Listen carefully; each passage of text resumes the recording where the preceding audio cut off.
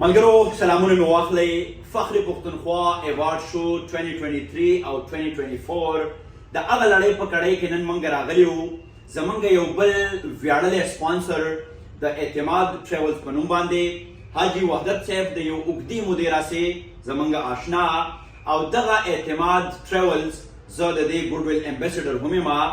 دیو هغه خلک دي چې همیشه په دې وطن کې په دې خاوره باندې چرته هم کریټیو اکټیویټیز کیږي، چرته هم د دې وطن د آبادۍ د سوکالۍ خبرې کیږي، نو اعتماد ټریول هغه ځای ته ځان د رسولو هڅه کوي او دا دې هم یادوي چې دا د پوره پاکستان په سطحه باندې یو ډېر کریډیبل نوم دی او د دیو د ټریول په دنیا کې یو ځانګړی حیثیت او ځای دی.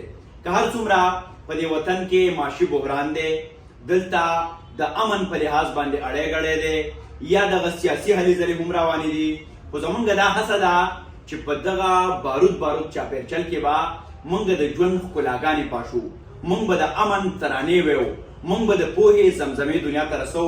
نو هم په دې خاطر باندې راغلي وو، د حاجي صاحب تر څنګ ولاړو، تاسو ټولو ته یو ځل بیا دغه یادګیرنه راکوو چې زمونږ فخر پښتونخوا ایوارډ شو چې په هغې کې SNS بلډرز، زمونږ بیا د مارخور په نوم باندې هغه مارکیټینګ کمپني، بیا زمونږ د جی ډاټ په نوم باندې، بیا زمونږ اعتماد ټریولز، دا هغه خلک دي چې دیو همیشه دا هڅه کړې ده چې دیو موږ بیک اپ کړي، دیو موږ ته ډاډ راکړي او دیو زمونږ دغه هلې ځلې په یو ویژنري بنیاد باندې مخکې بوځي.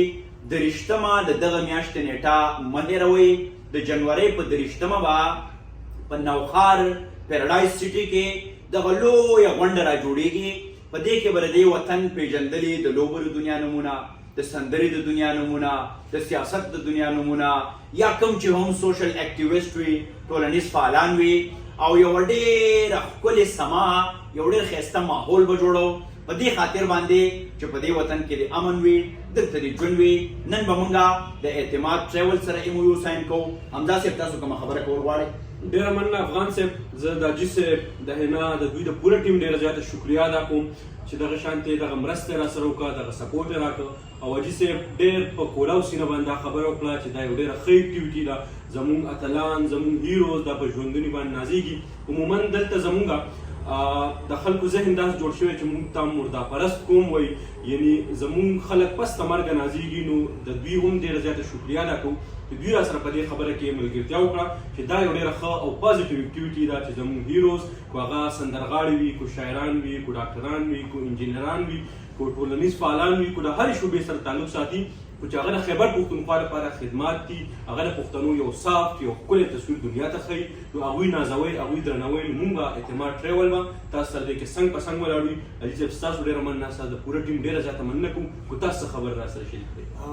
ډېره مننه افغان ورور حمزه ورور چې تاسو له ټیم راکړو او یقینا یو ښه اکټیویټي زما چې وردل ډېر زیات خوشحاله شوم چې داسې خلک هم شته چې هغه د حکومت کار کې لګیا دی. دا کار چونکې حکومت له پکار و په دې دونه ټینشن ماحول کې، په دونه ګرانۍ کې هر سړی په خپل یو غم کې اخته دی، په هغې کې تاسو خلکو له داسې یو ریټایرمنټ ورکوئ په خپل اپنی مددگار کې تېر. زه ډېر خوشحاله شوم او انشاءالله دا تاسو ته یقین درکوم چې دا کار چونکې زموږ د کوم اتلان دي د پښتنو د هغې دپاره دی، نو موږ به دا خپل ستوري چې کوم دي دا به موږ کاره کوو د دنیا ته او دې کې به موږ تاسو سره پوره مرسته کوو. که هغه په دې پیراډایز سټي کې چې کوم پروګرام دی روان، که دې کې که بل کې انشاءالله اعتماد ټریول به ستاسو یو پرمننټ سپورټر دی.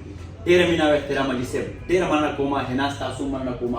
ډاکټر حمزه صاحب، حاجي صاحب، ژوند لکه د لمر کوه، هر چا ته نظر کوه، پاسه نړۍ وګوره، وخت ناوخت سفر کوه. د مینې د امن دغه سفر به هم دغسې دوامدار وي. ښاد، آباد او بریالي اوسئ.